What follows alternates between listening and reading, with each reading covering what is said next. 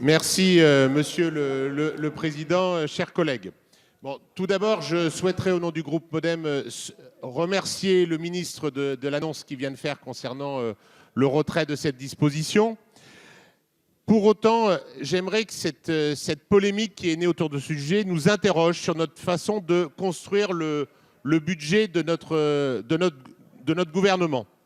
Découvrir une mesure de cette ampleur-là quelques mois avant sa mise en œuvre était absolument insupportable pour les chambres d'agriculture, mais je crois qu'à chaque budget, il y a un certain nombre de propositions qui sont faites de façon similaire. Et je crois qu'il faut en finir avec ces pratiques-là, anticiper davantage la préparation, d'autant que les chambres sont un élément utile pour accompagner la transformation de l'agriculture. Pour autant, et ce qui est dommage dans cette histoire, c'est que cette polémique a remplacé la forme, a remplacé le fond. Pour autant, en tant qu'agriculteur, je crois qu'on peut se dire qu'il y a aussi des questions à se poser sur le modèle des chambres d'agriculture.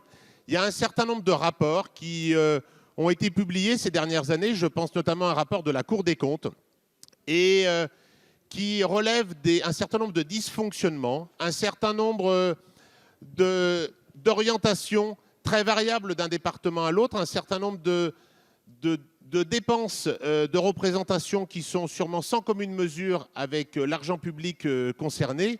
Et donc, je crois qu'il serait important, non pas d'avoir une diminution brutale telle qu'elle était initialement programmée, mais d'avoir une vraie stratégie d'accompagnement sur la gouvernance des chambres d'agriculture.